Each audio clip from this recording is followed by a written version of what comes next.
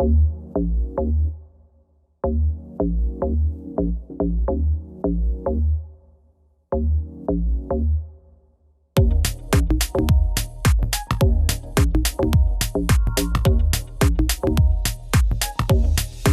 you, everybody, for taking time out of your busy days during this winter season, getting ready for the next state legislative session. And then many of you also at the federal level joining us. We're very excited to be able to get you in front of our all stars, our local service specialists, who are going to be bringing you insights straight from the field, straight from their efforts at providing safe, reliable, affordable drinking water, as well as public safety and fire protection, and how they're working together in those collaborative efforts. But before we do, I want to be sure to give everyone just a quick overview of what is a special district. After all, this is a special districts virtual tour. And so everybody you're going to be hearing from today are members, are public officials from special district local governments. And we want to make sure that you have that foundation. So I'm going to give you just a quick 101 overview, and then we're going to dive right into the action on water infrastructure for firefighting. Critical topic, as we have seen lately with so many devastating events. And we want to learn straight from the experts as to what's being done, what needs to be done, what can be done. So before we get there, what makes it possible for them to do this work? How are they structured? How are they organized? Let me give you that quick 101 here. And hopefully you all can see my screen here. I'm going to run through just a couple of quick slides for you to help facilitate this conversation. First of all, 4 things about special districts, as I think you'll learn today if you haven't seen already in your own communities. They are addressing some of California's biggest statewide challenges right at the local level. They are critical to our infrastructure and economy. They're constantly bringing cutting edge technology to the forefront, and they do serve many of our most vulnerable communities, including several of the districts here today, serving many of those communities in their jurisdictions. They don't just do water and fire protection, although those are 2 of the biggest service types out there throughout the state of California. They also provide solid waste service, ports and harbors, libraries, recreation and parks, transit, ambulance, electricity, and so many others. And so there are about 2,000 independent special districts here in the state of California, about 30 to 35,000 throughout the country. What are they? So if you still don't quite understand what they are from that last slide, I'll just say that they're local government public agencies. They're subdivisions of the state. They're created to meet a specific need that is vital to the communities they serve. They're ultimately funded by the local voters who establish them, oversee them, and govern them. And so they're held accountable to those voters. And one of their greatest benefits is their ability to be flexible, adaptive, and responsive because of that focused service. And I think you'll get some examples of that today from our speakers. Throughout the state of California, they actually serve about half of the people they serve are in incorporated communities, and about half in unincorporated areas. So about half of those districts are in those more urban areas of the state, and then half are in those more rural areas. They do provide all levels of critical infrastructure throughout the state. And as you can see, the population sizes they serve are also diverse. So special districts are really unique and diverse tool. It's kind of like a Swiss Army knife that can be sort of fitted to any type of community. And that's kind of their benefit, is their ability to adapt and be flexible to the needs of the community or the region they're serving. So they're really part of the local government family. We at CSDA partner regularly with our friends over at League of California Cities and the California State Association of Counties. And so people sometimes ask, well, how does that work? How do you interact together? And the reality is that special districts only provide services that are not being provided by a city or county to a particular community or region. And really what they do is they focus on specialized services where they can add value or meet a need that isn't otherwise being met, or at a level that isn't otherwise being met by another type of government. And so the special districts focus on those special purpose services, whereas cities and counties both provide land use planning, whether it's an incorporated area for the cities or an unincorporated area for the counties. Also general purpose municipal services. And then of course, counties are sort of that level of government that really implements many of the state's policies in terms of health and welfare and public safety, such as jails and court systems and elections. And we all partner together and rely on those services as a team amongst cities, counties, and special districts. This is a graphic that sort of puts it out there visually for you. You can see the health and human services that the county provides, and then the law enforcement and land use planning that's shared by the city and the county. And then, of course, moving into those special purposes that special districts are created for. It's really that kind of last leg to connect residents to the needs that they have that would be missing without those special districts out there doing that work. And so sometimes people ask, well, why do you need one? And again, it's simply when something simply isn't being met, when you need to elevate that level of service, when you're looking to reach an economy of scale. Sometimes, let's say, for example, we have in the Bay Area a couple of multi-county districts like East Bay Municipal Utilities District or East Bay Regional Parks District, serving both Alameda and Contra Costa County, that they can provide those services at scale over that region rather than having each and every city in that area do that work. Similarly, today you're going to hear from Sacramento Metropolitan Fire District, which was the result of a consolidation of 17 other agencies, serves a few cities as well as much of the unincorporated area here in Sacramento. And so that's a possibility that you can achieve through a special district, not to mention the custom tailored services, funding, and governance. So we have a community that decides, that's kind of where special districts came from. Was in 1887, the Turlock Irrigation District was really formed by a group of farmers that said, if we're going to really do well in farming this area and providing food for the state and for the nation, we need reliable water to do that. We're willing to pay for that. We'll all pay money into this government that we will choose and elect the board to oversee it, govern it, make sure it's done well, done with local control, and we'll elevate that service. We'll provide a customized service that we need and we're willing to pay for to achieve what our community, what our region, and ultimately what the state and the country needed in terms of that reliable water for farming. And then lastly, the efficiency, effectiveness, innovation, sustainability that you can get through specialized service. That's one of the things that providing services in a focused manner, like a great business might, by focusing in on doing the one thing that people need done well, and that you have a passion, an expertise for. Oftentimes you'll see these special districts achieve some of the great things that government is doing in our state, in our country, in our world. If you look across the special districts in California, whether it's Orange County Water District providing what was the largest recycled water program straight to groundwater, and then achieving water reliability with a local supply in Orange County, now Metropolitan Water District and LA County Sanitation Districts working on a joint venture to take that to even a higher level with their pure water project down in Southern California. You'll see it even at smaller scales where you have very, very small districts and small rural areas where they might not have a lot of money, they might not have a huge population, but they're being innovative with what they have to get to where they need for their community to provide those services. So sometimes that innovation is even finding how to do more with less.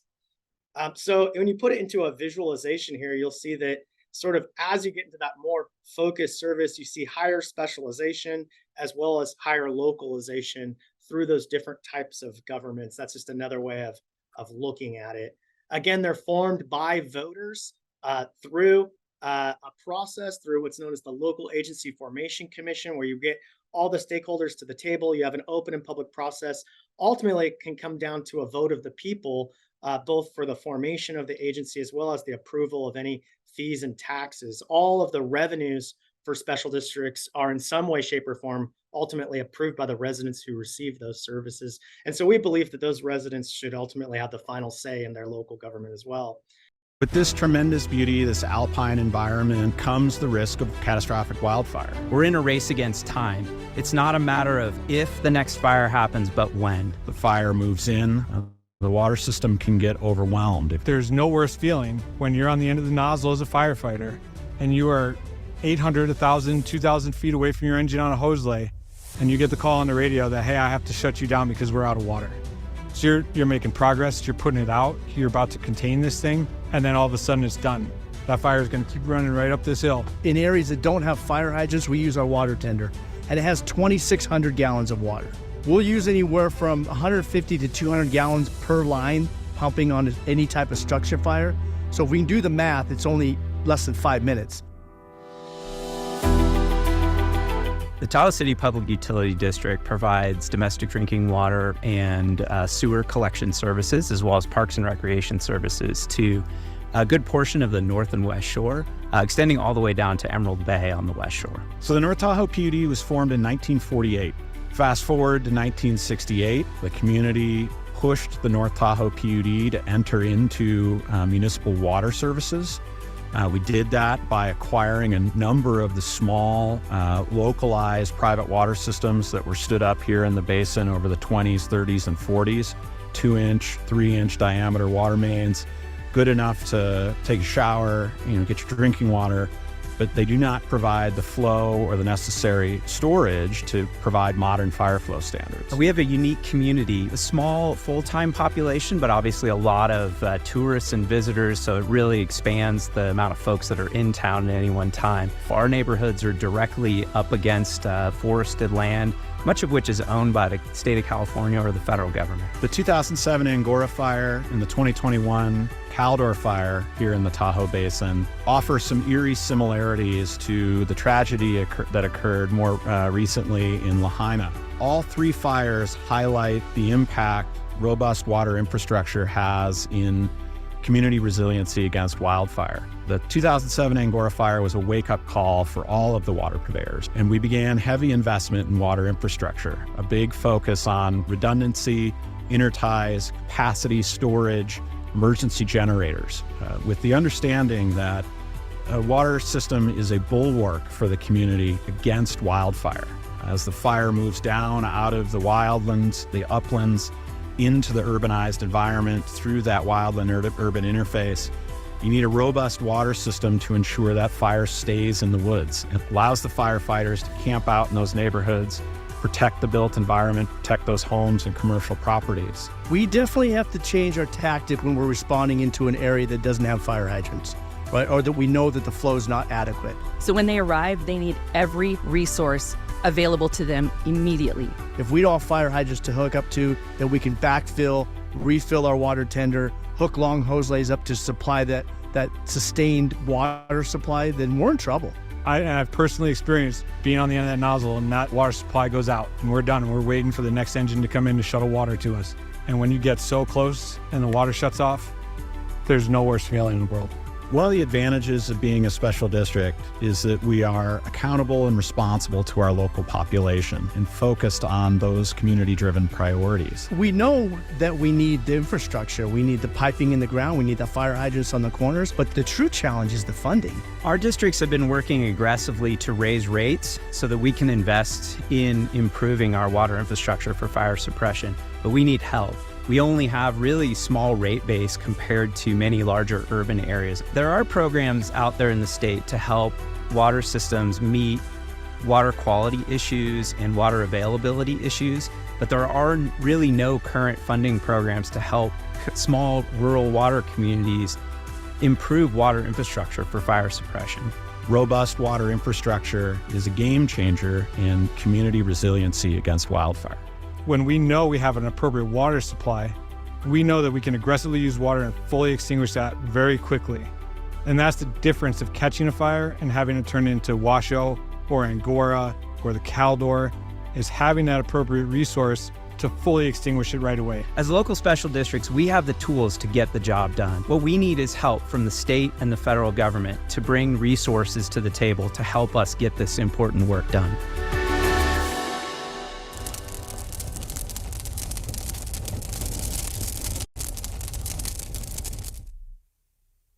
Well, thank you, everybody. And now for the stars of our show, it's my pleasure to introduce to you from the Tahoe region, we have Brad Johnson, General Manager of the North Tahoe Public Utility District, Sean Barclay, General Manager of the Tahoe City Public Utility District, and Steve Layton, Fire Chief to the North Tahoe Fire Protection District. Thank you all for joining us.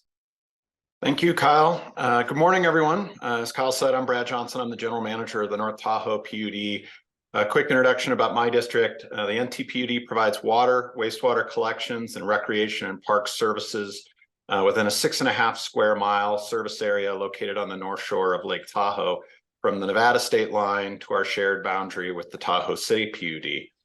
We serve approximately 5,200 wastewater connections, 4,000 water connections, and our water system consists of 3 separate water systems that are trifurcated by 2 private water systems within our district boundary. And we're in the process right now of evaluating consolidation of those 2 privates to within our operations. Our recreation and park inventory includes a 100-acre regional park, a lakefront beach park and boat ramp, and a 12,000 square foot lakefront event center. We have approximately 55 full-time year-round employees, and our fiscal year 23-24 operating budget was approximately $17 million with a $10 million capital budget. Morning, everybody, and thank you for having us and giving us the opportunity to speak with you. My name is Steve Layton, and I'm the fire chief for North Tahoe Fire Protection District. North Tahoe Fire was formed in 1993.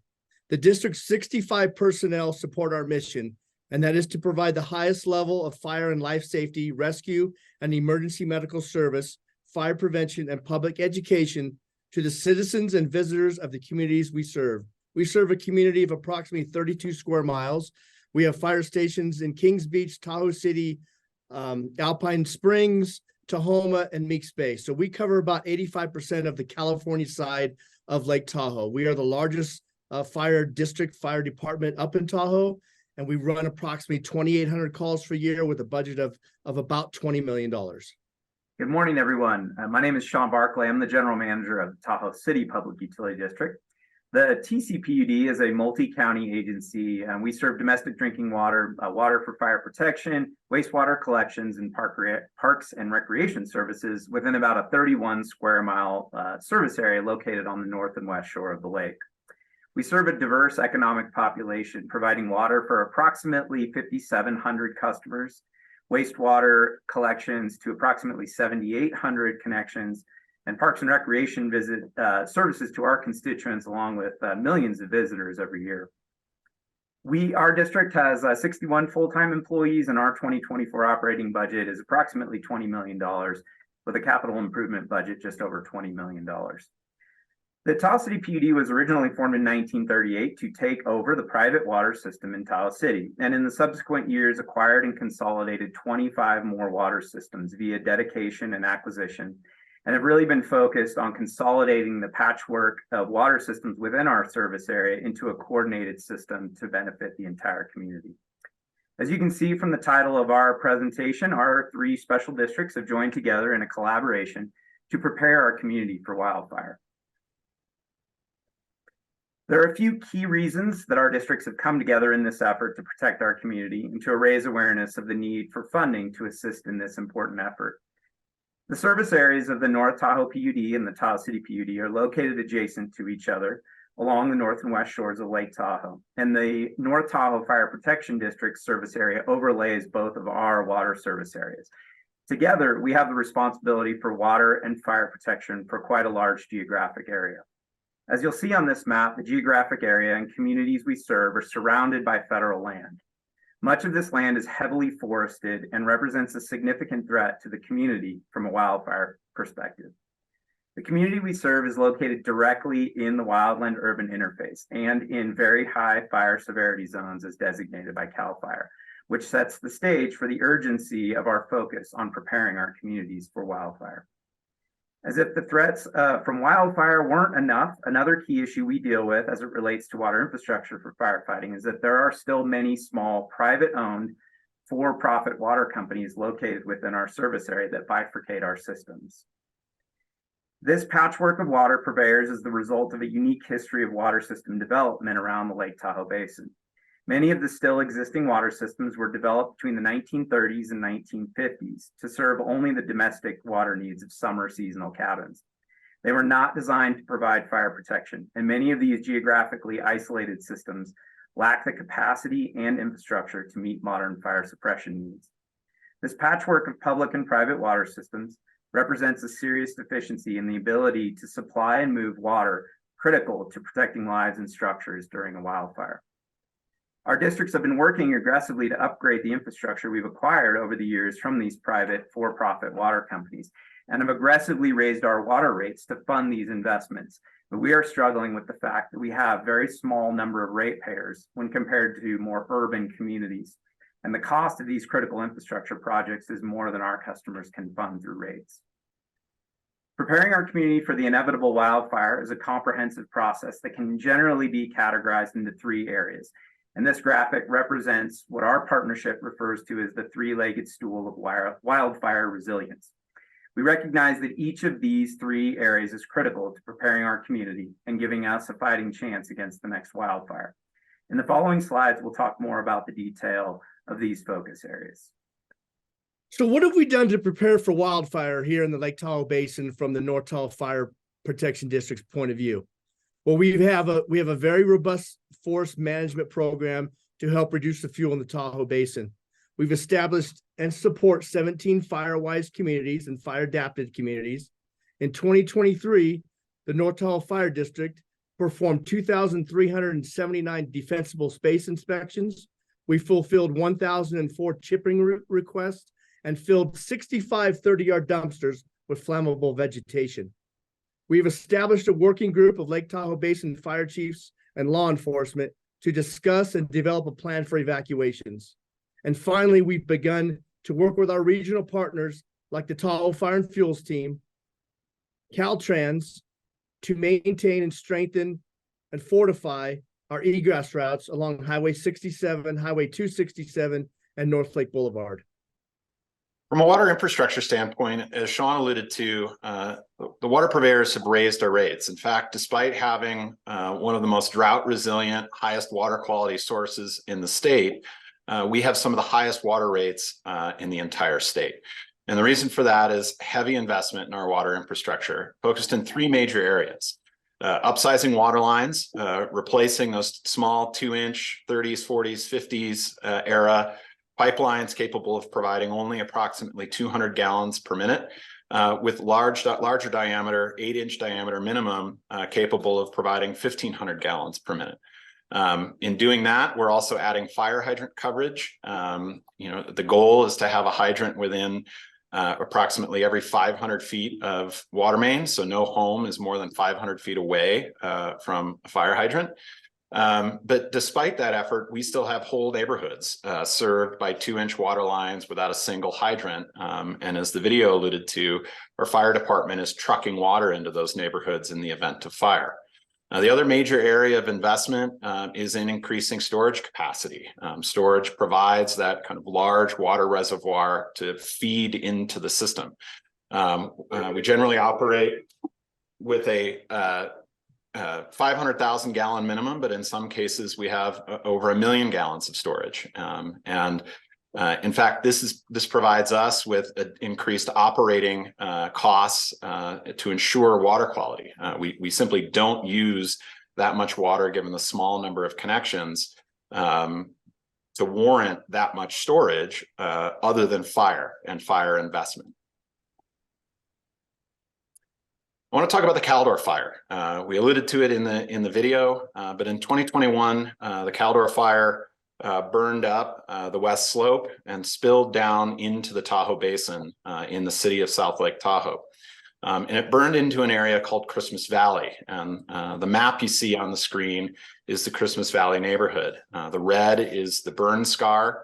And unfortunately, it burned into an area where our 3-legged stool of wildfire resiliency was well in place. The green areas are areas of fuels reduction. Christmas Valley is a fire-wise neighborhood in South Lake, and they had undertaken defensible space treatments, home hardening. And then importantly, the South Tahoe PUD, which is the municipal water purveyor for the South Shore, had undertaken a significant period of capital investment to ensure robust water infrastructure was in the area. And the graphic represents the results. You can see the fire. Christmas Valley is a long, narrow canyon, very steep terrain with approximately 300 homes running down the center of it. Not a single home was lost despite those 2 large walls of fire. In fact, the fire ended up leaping over that built neighborhood and continuing to burn into the South Shore. That was because of that three-legged stool. As the flames moved in and hit those fuels treatment, they dropped from a crown fire to a low-intensity ground burn.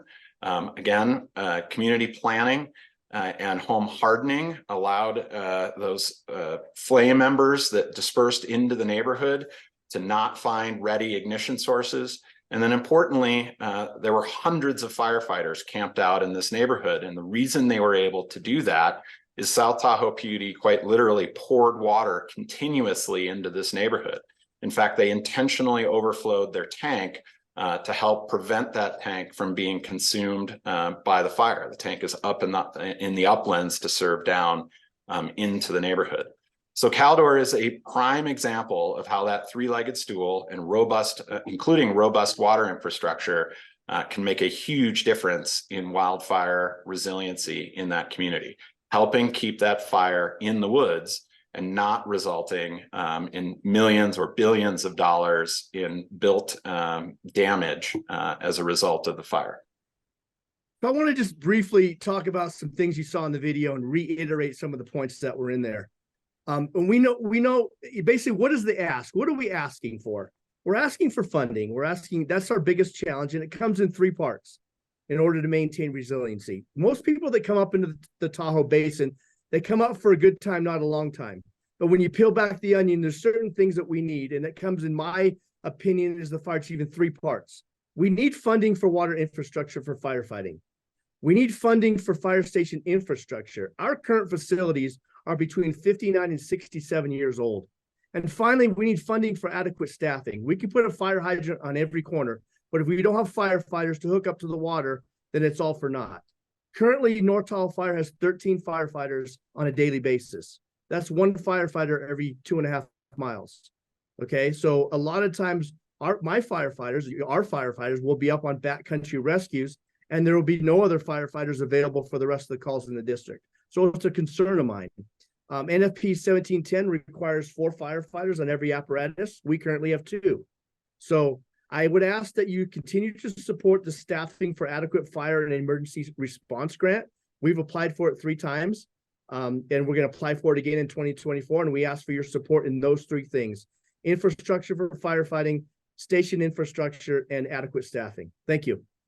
I'm going to talk a little bit about funding, state and federal, for water infrastructure for fire. There are robust funding opportunities for water infrastructure, but they are focused on the areas of water supply, water quality, and water affordability. And water infrastructure for fire suppression is actually explicitly excluded from the vast majority of these programs, including the State Revolving Fund program and other state water board funding programs. On the fire side, there are robust funding programs for fuels reduction, community planning, as well as community firefighting infrastructure, specifically towards wildfire and temporary infrastructure that can be stood up for wildfire. But again, no considerations for permanent water infrastructure improvements with a nexus towards wildfire resiliency. Elevating to hazard mitigation funding, both at the Cal OES and FEMA level. Again, water infrastructure for firefighting is explicitly excluded from participation in this program. So what is our ask? Our ask is broadening program eligibility across those 3 areas to include water infrastructure for fire suppression exclusively in high and very high fire hazard severity zones. So this is a targeted program towards the communities that reside within the wildland-urban interface. They are rural water systems with small rate bases, but often very high community values, and at major risk of catastrophic wildfire. Our goals for the coming year are ensuring eligibility in 2024's state climate resiliency bond measures. Water infrastructure was explicitly included in the 2 2023 climate resiliency bond vehicles, Garcia's AB 2387 and Allen's Senate Bill 847. We want to ensure that language is replicated in any measure that may advance in 2024. We also want to expand state program eligibility. We are not asking for new buckets of money. We are asking for access to existing buckets. An example of that in 2023 was Senate Bill 470 from Senator Alvarado Gil that expanded a drought resiliency program to include water infrastructure for fire. As drought concerns increase, so do wildfire concerns increase. So there's a strong nexus there. We are also interested in expanding Cal OES's Prepare California program, which provides resiliency funding specifically focused around FEMA's hazard mitigation and BRIC programs. We're also working at the federal level, specifically targeting the U.S. Forest Service's Community Wildfire Defense Grants. And interestingly, the CWDG will fund temporary water infrastructure, temporary pumping, dry hydrants, cisterns, temporary water tankage, but it will not fund permanent water infrastructure that continuously provides those services. So we're again looking for access, not necessarily new dollars. And then at the FEMA level, we want to expand the Hazard Mitigation Grants Program and the Building Resilient Infrastructure and Communities Program. Both recognize the need to fund wildfire resiliency, but again, in both programs, water infrastructure with a nexus towards wildfire suppression are explicitly excluded. So it is our goal to codify eligibility of water infrastructure for wildfire resiliency. Again, very targeted towards those high and very high fire hazard severity zones. And with that, we'll wrap up. Just say thank you for this opportunity. For more information on any of the topics included in our presentation, we've added an email address or our website here. Thanks. We really appreciate your time and attention. And thank you to our team in the Lake Tahoe area. I think, all of us in California understand the gem that is Tahoe, and hopefully all of us have had the opportunity to visit. But it's also important for us to recognize that while the wildland-urban interface in the rural areas of California are a huge challenge and a huge threat in this space, that it's not the only challenge and the only threat, and that it also exists in our urbanized and our suburban areas. And that's why we're next turning to the Sacramento region, and we'll go ahead and roll a video there before turning to our stars for some commentary. Thank you. And once you're pull an additional hose line and assist. We have significant fires here as of late, so we highly are reliable on robust water supplies, specifically in urban settings. If we don't have that, then that fire increases in size exponentially every minute, threatens property and lives. Sacramento Suburban Water District serves approximately 200,000 customers within the urban area of Sacramento County. Our district was formed back in 2002. Based on a consolidation of both former Arcade and Northridge water districts. We have 70 groundwater wells, but we also have surface water entitlements. But because our main supply is groundwater, we got to ensure that our capital improvement programs cover those to ensure we can meet peak demands and capacities. The Sacramento Metro Fire District is an agency that's made up of 16 predecessor agencies that have come together to serve over 700,000 members within our Sacramento community. Metro Fire is truly all hazard, all risk, air operations, heavy rescue, hazmat, a tactical EMS portion, a dozer program, and we have a very strong wildfire firefighting capability as well with our helicopter. So us to have robust capabilities within our communities for water supply is paramount. A customer, they depend on when they open their faucet, they get water. Because a lot of people don't realize the necessity to ensure when there's a live fire and they pull up to a hydrant and they hook that hose to the hydrant, they want to make sure that they have sufficient water supplies to fight that fire. There's no worse feeling than being in a position where you need to fight fire now and you don't have the ability to do that, especially when lives are at stake. So in order to improve our infrastructure for both health and safety is not cheap. Our district has approximately 700 miles of pipeline. We've been able to replace about 100 miles of pipeline over the last 20 years at a cost of over $100 million. That increased cost makes it difficult to put on the backs of the ratepayers. For example, 5 years ago, to install a mile of pipeline, the cost was about $1 million. Today it's about $3.5 million. 5 years ago, to install a brand new groundwater well that produces 1,500 gallons a minute was about $3.5 million. Today it's about $8 million. The big issue and the requirement is, number one, the appropriate fire hydrants, but the big component is the groundwater well or water infrastructure. Behind me is a groundwater well. It produces approximately 3,000 gallons a minute. When there's a fire and the fire department is pulling water from the system, We have additional wells that will come on at certain pressure set points. Ultimately, we have a certain amount of pressure we have to have, and we have a certain amount of gallons per minute we have to maintain in order to effectively operate on that fire ground. The gold standard for us is a fire hydrant that can supply at least 1,500 gallons per minute. So if we have a large commercial structure fire, we have multiple trucks with their aerial ladders up and they're flowing. Each one of those ladders are flowing at about 1,000 gallons a minute, and that drains the system significantly, especially on the municipal water side. So we provide the water supply for the firefighting. They can't do their job without us doing our job. I remember just recently in the South Sacramento area, we were responding to a house fire. I knew this house did not have hydrants on that street. Our primary objective is to go ahead and start putting water on that fire, but we go ahead and communicate to those incoming resources. They need to pick up that slack. They're gonna have to lay in and make the connection. So the next engine came, and we got about 700 gallons in that tank to be able to keep the operation going, but we're really heavily relying on those company officers coming in thereafter to create that supply. Fortunately, we did not have an interruption, but it could have been a tragic event because we did still have occupants inside that eventually did get rescued out. And had we not had that water when we needed it, that could have been the difference in life and death that day. Communication and collaboration is paramount. If we don't have that tied together, we both will not succeed in meeting what we're supposed to do for our communities. Just recently, we had some tragic fires in the Maui area, but we see parallels here. We just had a fire on Jackson Highway, about 50 to 60 mile an hour winds that was pushing a fire directly into homes. Our state and federal legislators really should be focused on how do we prevent this from happening? Ultimately, this is about public safety as well as our water infrastructure. Planning and rebuilding our infrastructure to make sure that when we do have an emergency, because it's not a question of if but when, that we have the resources and the capabilities to perform on that day. One of the significant positives that we have with being a special district is our ability to be nimble, to adjust very rapidly. But ultimately, it's going to come down to the special districts coming together, fire, water, and all of our municipal systems recognizing that and working together to plan as we move into the future.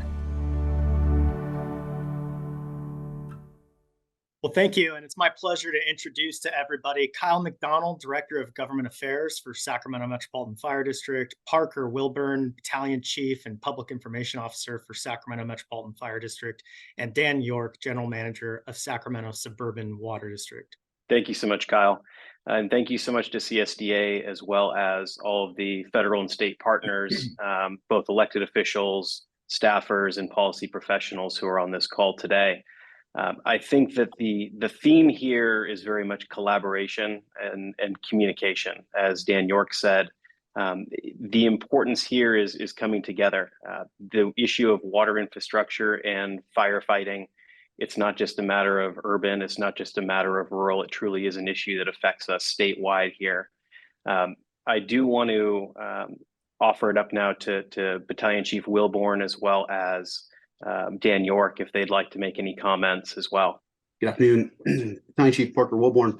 Metro Fire is an all hazard, all risk agency, and I am going to be the subject matter expert today. If you do have any questions at the end of the presentation on incident specifics, giving you a perspective as an incident commander responding on some of these large fires, both in the urban and urban interface.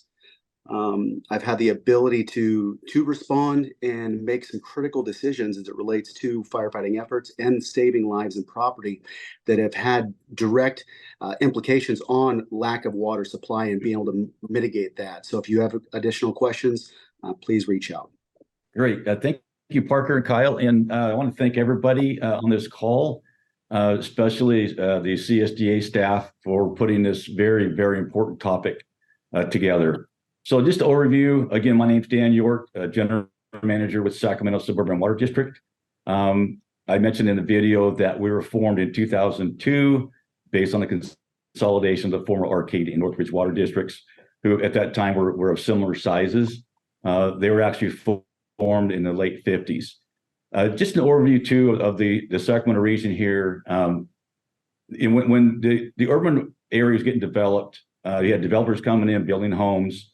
They build a subdivision, and lo and behold, they need water.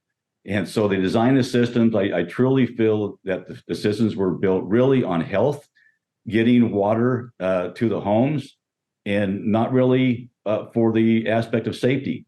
And the reason I say that is I also mentioned, our district replaced about 100 miles of pipeline.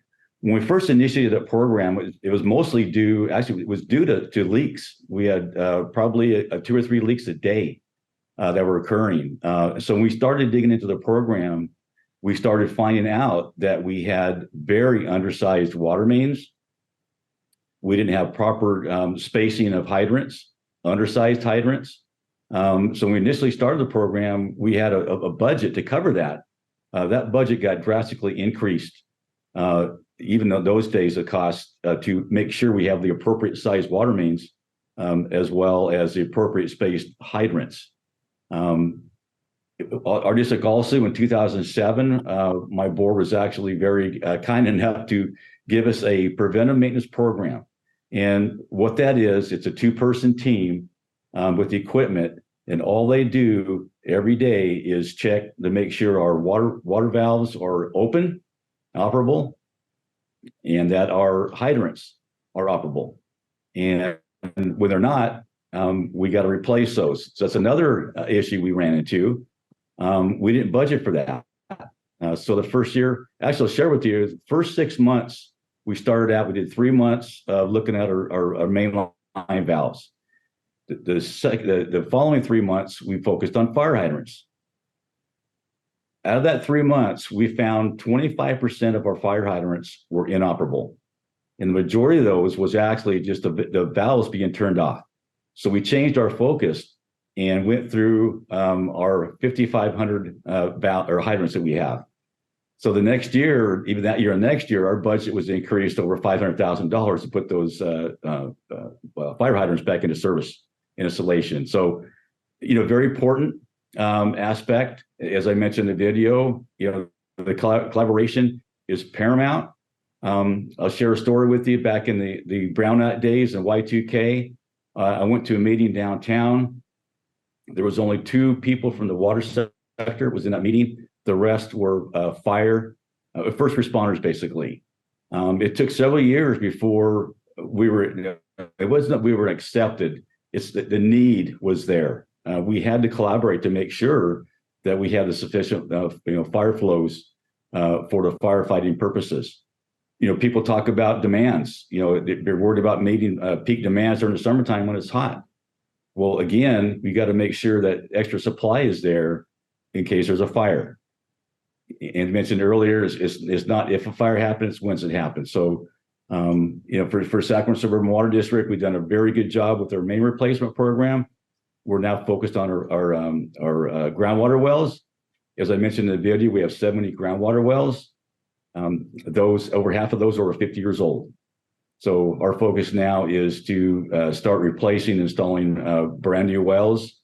Again, if you don't address the undersized mains, you can put in 15 new groundwater wells, and if you're undersized mains, you're not going to assist in the possibility of fighting the fires. Kyle mentioned earlier about the rate base. Rate base is very, very important. Right now, Sac Suburban is in the middle of consolidation discussions with an adjacent water district. We have approximately 47,000 connections. They have approximately 12,000. I conducted a presentation in a public workshop on this topic a few months ago, and to try to deliver that message to the customers, I and my finance team put together, if we need to raise the rates $1 million a year to help with our capital improvement program, what's that going to affect our customers? So for 47,000 customers, $1 million a year, our rates would increase $1.77. For the other district with 12,000 connections, $1 million is $6.95 a month. So you can see right there that rate base really is paramount also when trying to maintain the cost to your infrastructure. So this is very, very important. And Kyle mentioned also to share with you, the customers can actually vote for consolidation. However, that's the final phase. What it takes is the governing board to be acceptable to even talk about consolidations. That's where we're fortunate right now, talking to our adjacent district, where it's Carmichael Water District, is their board and our board or collaborating on this effort in the best interest of our ratepayers going into the future. And I want to make certain that we leave time for questions at the end. But Dan, you made a fantastic point about the collaboration between water districts and fire agencies, and that is truly vital. I think that we have made tremendous grounds there. There's always room for improvement, as you know, but just as important as those partnerships is the partnerships with our federal and state partners, and making sure that they understand the problems that we're facing here on the ground. Our friends in the Tahoe region outlined some very specific points that are fantastic, that would help the entirety of the state of California. And I just want to reiterate that the investment in infrastructure truly is the investment in public safety. Thank you, Kyle, Parker, and Dan. And now I do want to open it up to any Q&A. Feel free to type that into the Q&A chat. We'll be sure to get it to our specialists, and I'd like to invite them all to turn their cameras back on. My first question, and Dan, you kind of brought this into focus, is that there really is a gap here. We have had so much focus over the years, particularly with the drought, in terms of water reliability, in terms of public safety for access to clean, reliable drinking water. But it seems like, as we particularly saw in the presentation from Brad and Sean and Chief Layton, is that there's been something missed here in terms of the public safety of emergencies, which we know are also a growing threat. And so I saw Brad and Sean had a great presentation kind of highlighting the different programs and the lack of access. Dan, do you want to speak to that? Because it strikes me that kind of really the role oftentimes of the state and the feds is to really step in where we have these gaps. And so you've pointed that out, that there's a health and safety threat here that's not being met. And it's such an exorbitant cost that to put that onto the base of these ratepayers is challenging. No, that's 100% correct. I mentioned that, I had the dollar amount for the customers. I remember I've been doing this. I'm actually in my 44th year working for a public water sector. So I've been here when our water bills used to be $8 a month, believe it or not. So it costs to the infrastructure.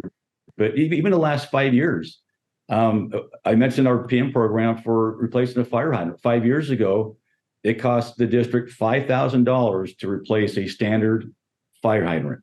That cost today is $25,000. I mentioned this is the first year I've ever to go back to the board asking for an amendment to my budget because the cost of groundwater so drastically increased. I think, there needs to be some more messaging. I think there's funding out there, but I think if we focus on how to direct that funding to where it's actually needed, is going to be a huge effort.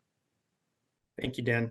It also strikes me that, there's also been a big emphasis on trying to keep water affordable, particularly for those that can least afford those ongoing costs. Of course, we have, as public agencies, a lot of restrictions in how we can address that because of Proposition 218 and our inability to sort of shift costs in order to have it still remain a fee versus a tax.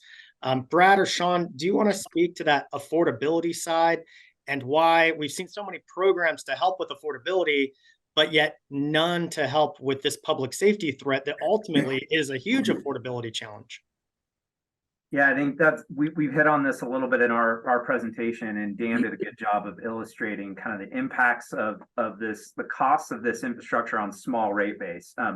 We have a formerly private water system that we took over about 5 years ago, and it needs about $50 million worth of investment for 1,400 customers.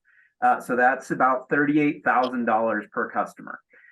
It is unreasonable to put that into water rates. And just for some perspective, as Brad mentioned earlier, our water rates are very high. Our average water customer using about 6,000 gallons a month or less pays about $115 a month for water. Just want to echo what Sean said, that infrastructure funding support is water affordability support.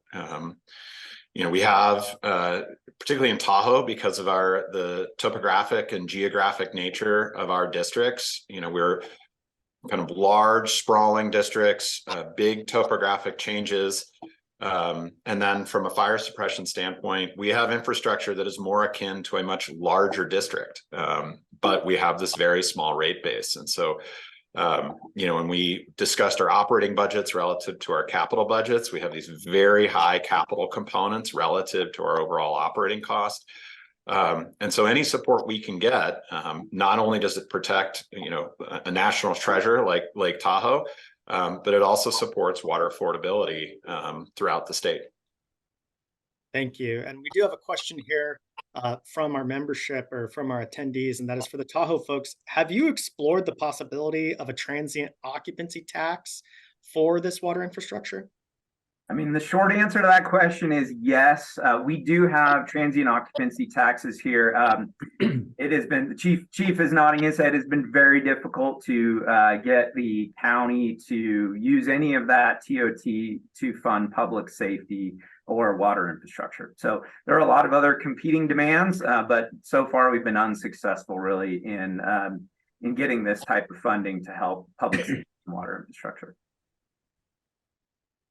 And I want to respect the time of our attendees. We called for an 11 a.m. Stop time here. And so but I do want to give everybody a chance, and those that are willing to hang on for just a couple more minutes, for our panelists to close with any final statements. And in particular, Parker, I wanted to let you have a chance to start with that. You're out in the field doing this work, experiencing it day to day, how it impacts the lives of the communities that we're all working to serve here together, state, local, and federal. Would you care to share any comments just from your firsthand perspective, as well as any overarching comments you want to close with? The Tahoe video, and I think ours also hit on the point of this isn't just about drinking water. This is about public safety. This is about when lives are at stake. We need this water to put those fires out. And a lot of times, when we're arriving to areas that don't have adequate water, it could take minutes just to set up a system. And we know fire grows exponentially every minute. So that means if there are people potentially inside, that there's that much likely that they could have a tragic event. Ultimately, I'm just glad that we're coming together and recognizing this as an issue. This is an issue that's been facing Metro Fire in the Sacramento region now for well over a decade, and trying to get the word out and developing these partnerships. So we hope to continue the conversation, and we hope that this is highlighted up at the state and federal level to get the funding that we need to hopefully, potentially save lives down the line. Thank you. Kyle, anything to add to that? You nailed it. Excellent. No additions. Excellent. Dan? Yeah, really quick, respect everybody's time. So Steve mentioned earlier also about staffing. I don't know how that staffing would come about as far as any grant funding, but I know in the Sacramento region, we have a full-time 2-person PM program. Other agencies don't have that. Their staffing is for the regular operation and maintenance. That is so critical to find and locate valves that are off or broken, hydrants off or broken, before there's a safety issue. Thank you, Dan. Sean? Just thank you. Thank you for your attendance today. Thank you for paying attention to this critical issue. And we look forward to working with all of you moving forward to bring some solutions about. Thank you. Brad? I also wanted to thank everyone for attending. For us, this is an awareness issue. Water infrastructure is wildfire resiliency, and we simply want an opportunity to compete. So we're looking for your help to help expand these programs. So thank you. Thank you, Brad. And Aaron, I do want to give you a chance. Did you have anything you'd like to throw in there? We just really appreciate this opportunity that you guys are providing to bring the awareness to these issues. Thank you so much. Fantastic. And I'm smart enough, man, to always save the chief for the anchor to hit the home run out of the park here for us. So Chief Layton, please feel free to close for us. I don't know about that because the video stopped with me in mid-sentence. So I don't know if that was a good thing or a bad thing. But nevertheless, thank you, everybody, for giving us the opportunity to speak with you today. This stuff is very important to us. We very much care about it. we're all transparent organizations. We don't hide anything. We want to give you the information so you can make good decisions from a political standpoint. If you have any questions for the North Tahoe Fire District, go to ntfire.net. My email's on there. I always return emails. I always return calls.